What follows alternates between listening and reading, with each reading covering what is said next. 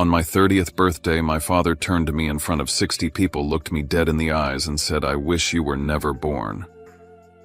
For a split second, time stopped. My chest tightened, my ears rang, and I swear the room shrank around me. I didn't shout. I didn't break. Something inside me just snapped quietly, like a thin wire pulled too tight for too many years. The next morning, before the sun even rose over Phoenix, I packed my bags, withdrew every dollar I had, signed a lease on a small apartment in Tempe, and disappeared without leaving a note. I didn't look back. Not once. Because when a father kills the last piece of hope in his child, there's nothing left to stay for. But before I share my story, I want to know you're here with me. Just say listening in the comments or tell me where you are. I love seeing how far my story can reach. Sometimes even the smallest connection makes a hard story feel heard. Thank you. And now, here's my story. My name is Atlas Corbin. And if my story reaches you, please consider subscribing. It helps this channel grow, and it reminds people like me that our voices matter even when the people closest to us tried to silence them. I turned 30 in a tiny sun-bleached apartment in South Phoenix, waking up to the kind of silence that feels like it's waiting for something to break. I lay there staring at the cracked ceiling, wondering how a life could feel this heavy and this small at the same time. 30 years old, a STEM teacher at a public school, no one in my family had ever bothered to visit, driving a used Tacoma with a dented door, and somehow still hoping stupidly that one day Magnus Corbin would look at me and see something worth being proud of. I had just wrapped a robotics project for a group of desert-side kids who built drones out of salvaged parts. They were proud, the kind of proud that shines in their eyes and sits warm in your chest for hours. I lived for that feeling. It was the only thing that ever made me feel like I mattered. So when my phone buzzed at 9 a.m. and my mother's name appeared, I almost didn't answer. But I did, and she said the words I least expected. "Atlas, your father wants to host a birthday dinner for you. Copperleaf Steakhouse. 7 o'clock. For a moment I thought she had called the wrong son. Magnus never planned anything for me. Still, that tiny foolish part of me, the child who used to stand in doorways hoping he'd say he was proud, tightened its grip. Maybe this was the year things changed. Maybe 30 mattered to him. Copperleaf was glowing with floor-to-ceiling windows and a crowd far too well-dressed for a simple birthday dinner. More than 60 guests packed the private room, shareholders, board members, partners from his Scottsdale resort expansion. They greeted Magnus, shook his hand, laughed at his jokes. I hovered at the edge like a stain no one knew how to acknowledge. Not a single happy birthday, not a single hug. My mother barely met my eyes. I sat near the end of the long table while Magnus and my brother Dorian monopolized the conversation with updates about the Sedona Resort project, permits, profits, investor confidence. Their voices filled the room. Mine didn't exist. When someone finally turned to me and asked, "So what do you do?" "Atlas," I opened my mouth to answer, but Dorian cut in with a smirk. "He teaches. You know, public school paycheck, public school dreams." A few guests chuckled awkwardly. I swallowed hard, telling myself Magnus would step in, correct him, defend me. He didn't. Dessert was served. I stood with my glass ready to thank the guests, to salvage whatever dignity I had left. But Magnus rose first, lifting a hand like he was calling a meeting to order. The room fell silent. He didn't look at the others, only at me, and with a voice calm enough to sound rehearsed, he said, "Atlas, you are the greatest disappointment of my life. I wish you had never been born." The room froze. My lungs forgot how to work. Shame flooded my skin so fast it burned. 60 faces stared, and not one person said a word. Not my mother, not my brother, not anyone who had toasted Magnus minutes earlier. I set my glass down, walked out without looking back, and the only sound behind me was the quiet scrape of forks resuming dinner. I sat in my dark apartment, still wearing the button-down I had ironed that morning, hands resting on my knees, staring at nothing and feeling nothing. No anger, no tears, just a hollow clarity settling into my bones. I wasn't part of that family, not really, and I never had been. If I stayed, I'd spend the rest of my life begging for scraps of worth they were never going to give me. I didn't want to beg anymore. At sunrise, I drove to the bank and withdrew every cent of my savings, 41 every 2,000 I had scraped together over years of living frugal, patching my own car, turning down vacations. By noon, I had signed a lease on a modest apartment in Tempe. By evening, I had changed my number, blocked every Corbin contact, and was tossing framed family photos into the dumpster. I kept nothing. I didn't need reminders of people who never saw me. While clearing out old files, I stumbled onto an unread email buried under spam from the night of my birthday. My breath caught when I opened it. Southwest Philanthropy Network. I had been selected as one of 3 finalists for the Southwest Humanitarian Leadership Award, an event attended by 800 leaders from business, politics, and education. And right there in bold letters, diamond sponsor, Corbin Hospitality Group, which meant Magnus would be there. Front row. I felt an unexpected steadiness fill my chest. Not revenge, not spite, something cleaner. The chance for the truth to simply exist. For once in my life, I wouldn't have to shrink. I wouldn't have to apologize for being who I was. I would step onto that stage and let him see me, really see me for the first time. Then came the second shock, a folder I had created years ago, Ignite Futures Initiative. My project, my students. 6 years of work done quietly, independently, funded by small grants and late-night side jobs. 140 teens served.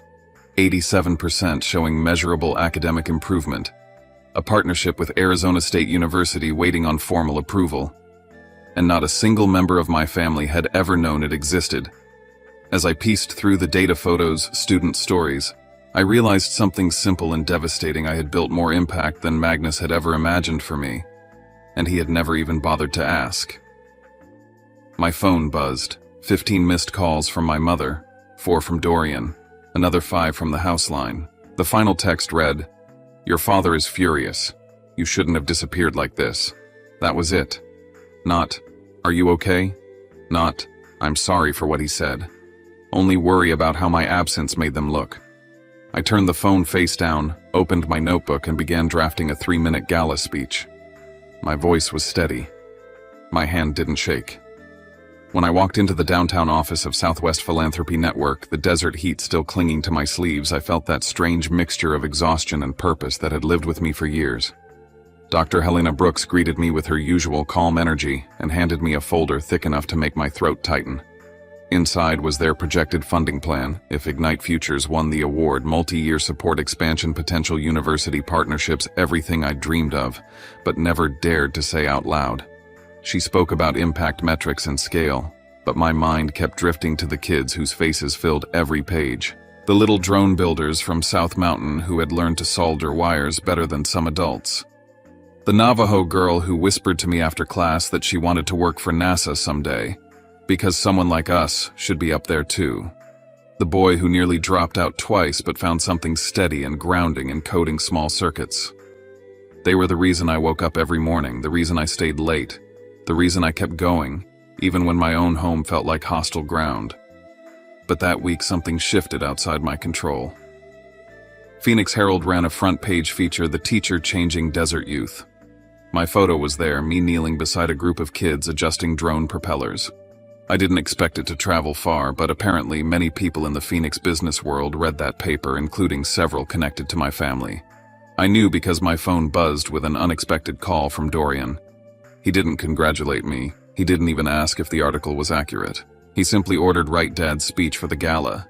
He needs something polished. When I refused, his voice sharpened. "Don't make him disappointed in you again." I waited for the old panic to hit me, the one that always followed his words, but it didn't.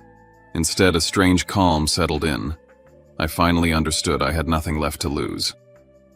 Later that afternoon, Dr. Helena forwarded me a copy of an email that had been sent to Corbin Hospitality Group's board. A major shareholder asked Magnus directly whether the Atlas Corbin in the Herald article was his son. I could almost imagine the shock rippling through him as he read my name, realizing the son he'd dismissed for years was becoming publicly associated with something admirable, something completely outside his control. That email, Helena said, would not be ignored. She was right. It was the beginning of a storm heading straight toward us. In the days that followed, I tried to focus on preparing for the gala. My old suit looked too worn, too small, so I bought a modest new one at a discount shop in Tempe. I practiced my speech 17 times, stumbling, restarting, revising. Several moments I felt the old fear creeping back, the fear of not being enough, but Helena sat with me after my longest rehearsal, her hand on my shoulder telling me, "You're not performing for them. You're telling the truth." People recognize truth when they hear it. And for the first time, I believed her.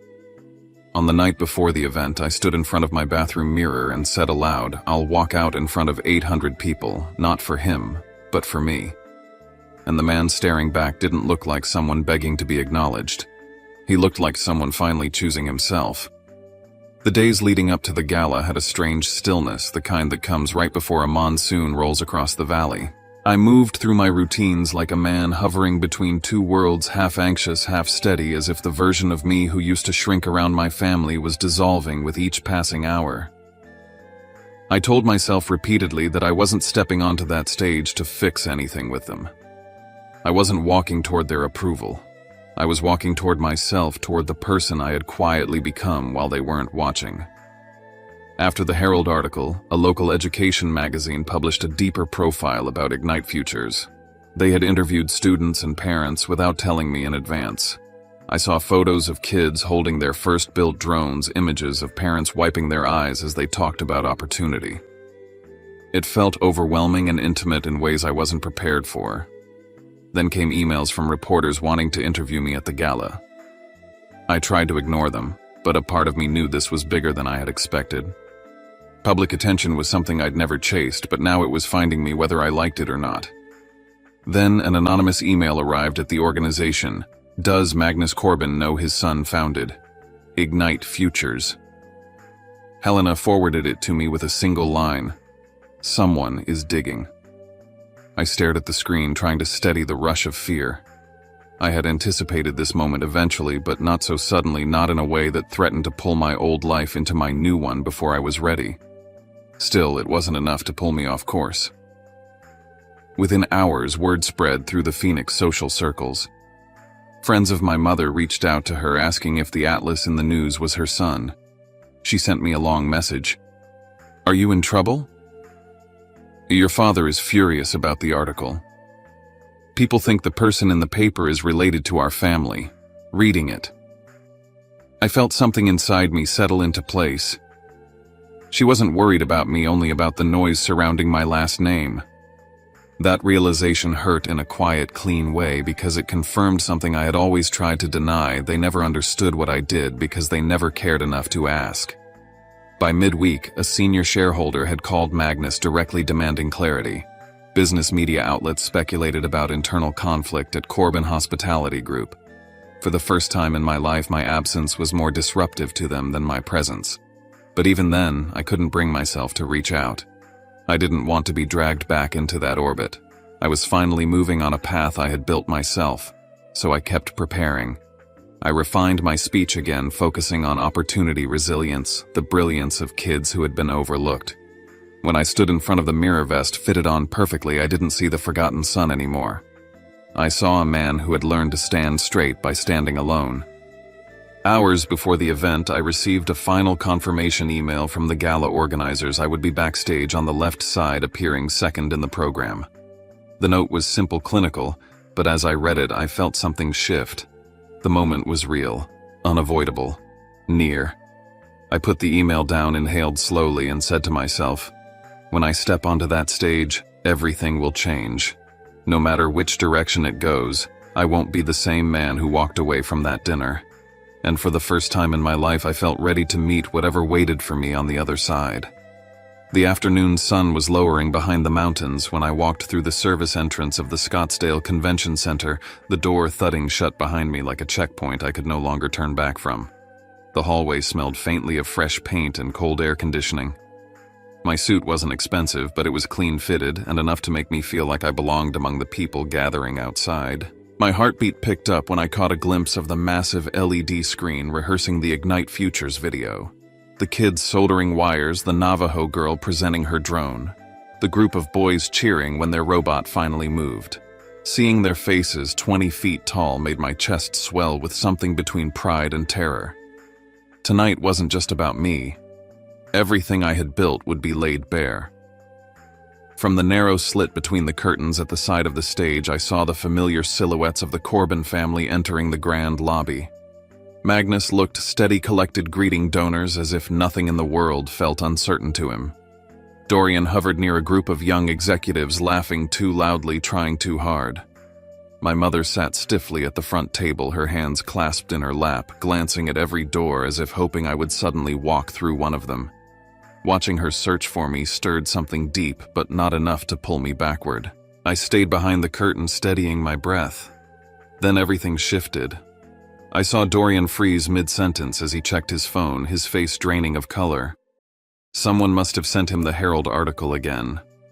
He showed the screen to Magnus, who stiffened immediately, his jaw tightening as his eyes darted across the room. I watched the two of them whisper fiercely to each other, trying to keep their composure while panic seeped into their gestures. They knew. They finally knew. A few minutes later, Magnus stepped away from the table and slipped out into the hallway. I followed from a distance, stopping before he could see me.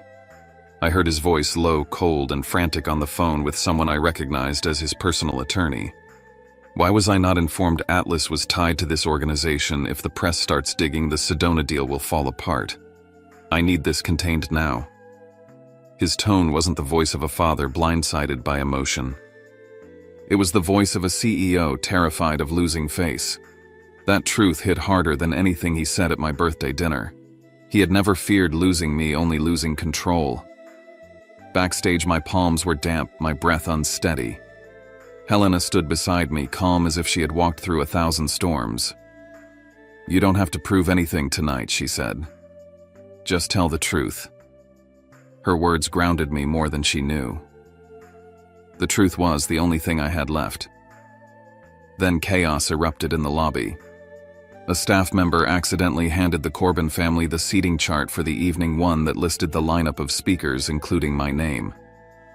I heard my mother gasp. I heard Dorian push back his chair. Then his voice echoed through the entrance, "Atlas, where the hell are you?" He wasn't calling for me out of worry. It was the same tone he used to scold employees or demand attention. His anger spilled into the air, sharp and unmistakable. I stepped further behind the curtain as footsteps and frantic voices filled the outer hallway. They were searching for me not because they feared for my well-being, but because my presence threatened the carefully curated image they built their lives on. And yet, for the first time in years, I didn't feel small. I just felt ready. A stagehand ushered me toward my mark as the lights dimmed for the Ignite Futures video. My heart thudded loudly in my chest as the opening music began to play, the screen glowing bright. I knew that when the video ended, I would walk into the open and confront everything I had ever run from. And in that last breath before stepping forward, one thought burned in my mind. When the screen fades to black, the life I knew ends, and the life I've been building begins. The moment swallowed me whole. From the shadows behind the curtain, I heard the MC's voice ring through the enormous ballroom. "Next, we present the Southwest Humanitarian Leadership Finalist, founder of Ignite Futures Initiative." My stomach dropped as the opening images flickered across the screen. Kids in sunburned neighborhoods passing wires back and forth, hands covered in grease as they repaired salvaged parts, the classroom whiteboard filled with equations I'd scribbled during one of our late-night sessions. My own voice echoed faintly in the background of the footage, explaining to a student how voltage flows through a circuit. The room quieted in a way that felt heavy, almost reverent. When the words, "Founder Atlas Corbin," appeared across the giant display, the silence cracked. People murmured, chairs creaked. A few heads turned sharply toward the VIP table. Through the narrow curtain gap, I saw Magnus gripping his wine glass so tightly the liquid spilled over the rim without him realizing. His face was drained of color, his composure unraveling under the weight of something he had never prepared for, the truth presented publicly without his permission. Within seconds, he pushed back his chair and strode out of the ballroom. I caught fragments of his voice echoing down the corridor, urgent, brittle. "Call communications. We need a statement ready before Los Angeles picks this up. Do not let this spread." He wasn't angry at me. He was terrified of the fallout. Terrified this would stain the empire he had built. Terrified people would wonder why the founder of Ignite Futures wasn't acknowledged by his own father. Meanwhile, Dorian was shoving his way toward the backstage access. I heard him before I saw him, his voice sharp with accusation. "Atlas, this is going to ruin us." Security stopped him just short of the curtain. He shouted my name again, but I stayed silent. I understood now he wasn't scared for me or for our family ties. He was scared for the empire he hoped to inherit. Then came the moment. My name was called. I stepped forward, the floor vibrating under my shoes as the applause began. Not thunderous, not overwhelming, but real. As I approached the stage, I caught sight of my mother. She had risen from her chair, one hand slightly raised as if wanting to reach for me but not brave enough to complete the gesture. Her eyes were filled with something I had never seen clearly on her face before, fear, hope, regret, all tangled together. For a second, I felt the weight of 30 years settle heavily in my chest. Just as I reached the stairs, Magnus re-entered the ballroom. He stopped directly in the aisle in front of the stage, not moving aside, staring straight at me. His expression wasn't cold or dismissive like it had been so many times. It was confused, shaken, trapped between his role as a father and his identity as a CEO, desperate to stay in control. For the first time in my life, he didn't look untouchable. I continued walking. He didn't block me, he didn't speak. He simply stepped aside, but not gracefully, more like a man wrestling with something too big to swallow. I took my place behind the podium. The microphone waited silently. 800 people stared at me. My heart pounded hard enough to shake my ribs. I knew that whatever I said next would shape the rest of my life. It could break me, it could free me, it could tear open wounds I had never named, and in the stillness of that moment I inhaled once and told myself, this is the moment everything changes. Then I opened my mouth to speak. For a moment, all I could hear was my heartbeat pounding against the microphone so loud it felt like it echoed through the entire ballroom. The lights washed over the audience in a soft gold haze, blurring most faces into an indistinct sea, except for 3. I couldn't escape even if I tried. My father sitting rigid with his jaw clenched, my mother hands folded so tightly her knuckles were white, and Dorian tapping his foot, refusing to lift his gaze. The silence stretched to the point where it wasn't just quiet, it felt like the air itself was demanding that I finally stop running. I took a breath and began the way I'd always known I would, with the story of the first student I ever taught. I told them about the quiet kid who stayed after class to ask how circuits worked, the boy who fixed his first motor with tape and hope, because no one had ever trusted him with a real toolkit. I said I wasn't standing here because I was extraordinary, I was standing here because those kids believed in me enough to show up every week even when no one else believed in them. As I spoke about opportunity and the unfairness of where you're born deciding your future, heads lowered around the room. People who had never stepped foot in the neighborhoods I taught in suddenly looked uncomfortable. At the VIP tables, guests subtly glanced toward my family, curious and cautious, as if they sensed where this might be heading. Then I shifted. There were days, I said, when I thought I was worthless because that's what I grew up hearing in the one place that was supposed to protect me. A wave of quiet rolled across the ballroom. My father's head snapped up. My mother's hand flew to her mouth. Dorian turned away, blinking rapidly as he rubbed the corner of his eye with his sleeve. And Magnus tightened his grip on the back of his chair so hard I could see his knuckles straining. I went on. On my 30th birthday, my father stood in front of 60 people and said he wished I'd never been born. Gasps scattered through the room. Some people turned fully in their seats to stare at him. Others whispered into their napkins. The weight of public judgment hung thick, and for once, none of it was pointed at me. But I didn't stay in that moment. I told them that the humiliation hadn't destroyed me. It had forced me to rebuild myself from the ground up. It pushed me to step away from the shadow of the Corbin name and into a life I created on my own terms. I spoke about the kids who built drones out of scrap metal and old fans. About the teens who finally believed they were capable of more than the system had told them. About how Ignite Futures was the legacy I chose, not the one I inherited. And then, I closed with the truth I had never dared to say aloud. I don't need anyone in my family to recognize my worth anymore. Tonight, all of you already have. The applause came like a wave, loud, steady, rising until people across the room stood. I didn't move. I just breathed, letting the sound wash over me. My family stayed seated, frozen, silent. When I stepped down from the stage, Magnus was already standing in the aisle blocking my path. "Atlas," he said, reaching out like he expected me to come to him the way I always had, but I walked right past him. I didn't slow. I didn't look back. And in that moment, the tether I had spent my whole life clinging to finally snapped. Leaders from universities, philanthropists, and donors surrounded me the moment I reached the floor, congratulating, praising, asking about partnerships. But their voices blurred. The only thing I felt clearly was a lightness in my chest, as if I had just stepped out of a cage I hadn't realized I'd been living in. For the first time in 30 years, the weight was gone. The next morning, sunlight spilled through the blinds of my new apartment in Tempe as I opened my laptop to an avalanche of notifications, emails from donors, messages from reporters, partnership proposals, and a dozen articles already circulating. Phoenix Herald ran a full front-page story about my work. Other sites picked up quotes from my speech, and in nearly every mention of the Corbin name, the tone was cold, sharp, and unforgiving. By noon, I learned that Magnus had been summoned by the board to explain his comment at my birthday dinner. Later that afternoon, a major Sedona investor pulled out of the resort project entirely citing concerns about internal culture and leadership instability. My phone buzzed again, a message from my mother. "Your father is under heavy pressure. Everything is happening too quickly." Even then, her words focused on him, not me. That evening, an email appeared in my inbox. Subject line: "We need to talk." It was from Magnus.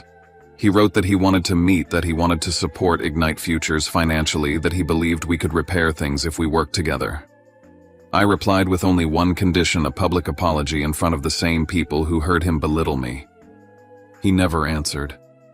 Days later, a letter arrived from my mother, written in her careful handwriting.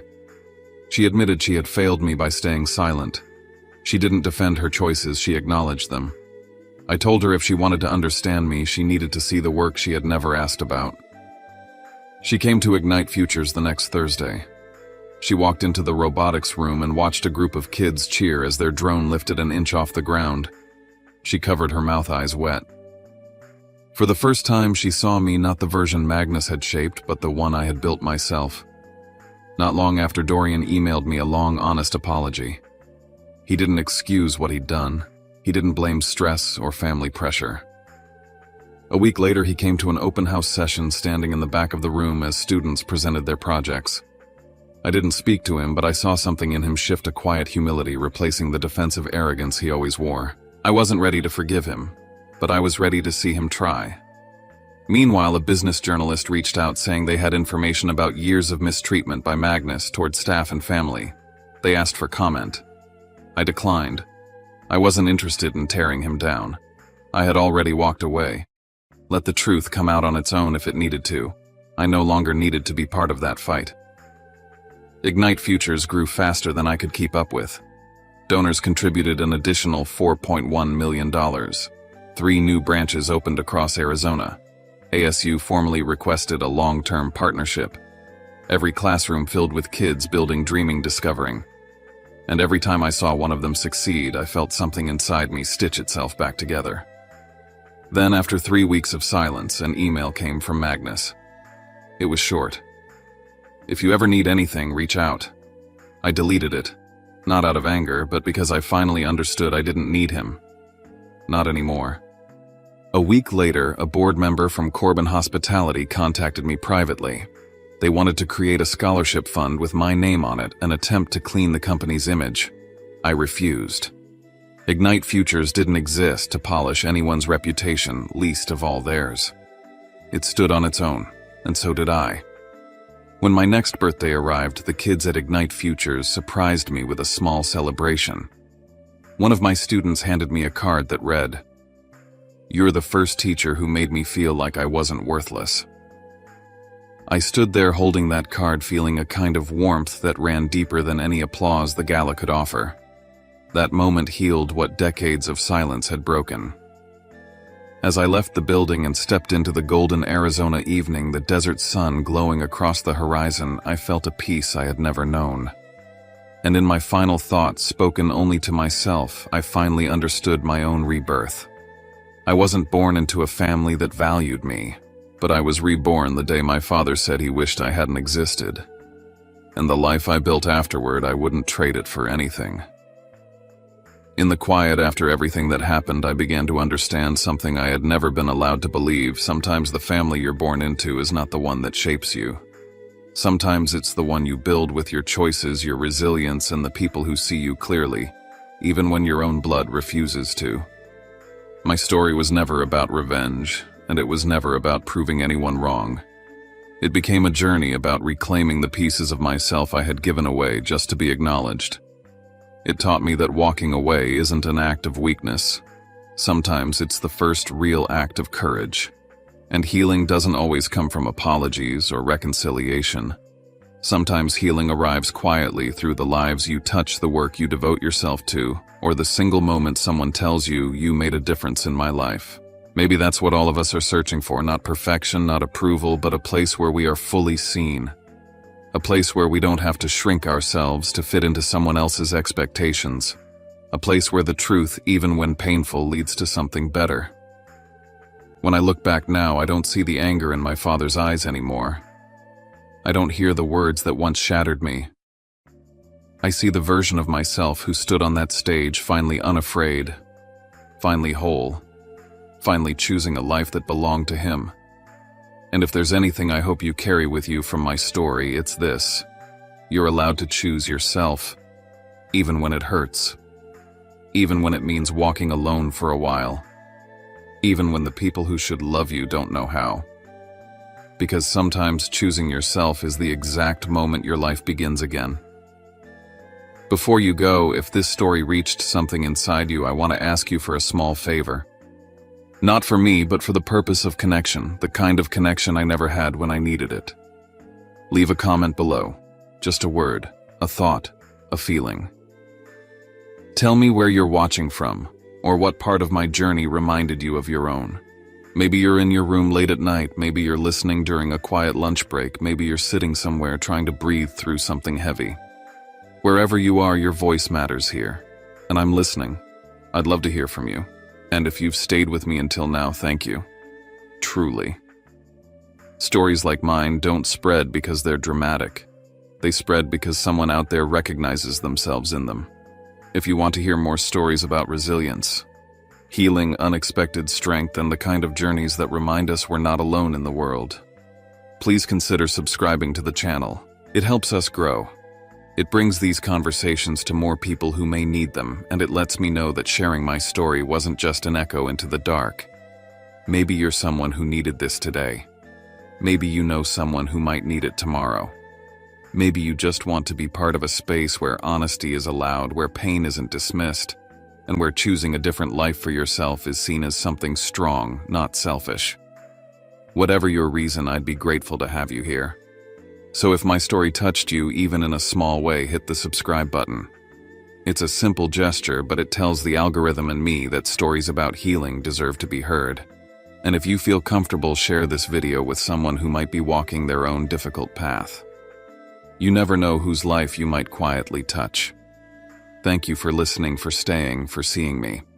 And wherever you are right now, I hope you choose yourself too.